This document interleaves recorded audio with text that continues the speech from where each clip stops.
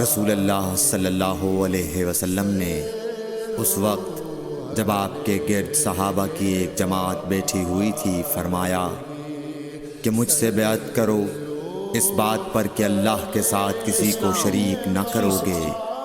چوری نہ کرو گے، زنا نہ کرو گے، اپنی اولاد کو قتل نہ کرو گے، اور ناعمدن کسی پر کوئی ناحق بہتان باندھو گے، اور کسی بھی اچھی بات میں اللہ کی نافرمانی نہ کرو گے۔ جو کوئی تم میں اس عہد کو پورا کرے گا تو اس کا ثواب اللہ کے ذمے ہے، اور جو کوئی ان بری باتوں میں سے کسی کا ارتکاب کرے اور اسے دنیا میں اسلامی قانون کے تحت سزا دے دی گئی تو یہ سزا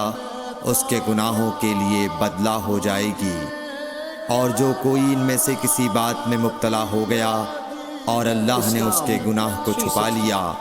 تو پھر اس کا معاملہ اللہ کے حوالے ہے، اگر چاہے معاف کرے اور اگر چاہے سزا دے دے۔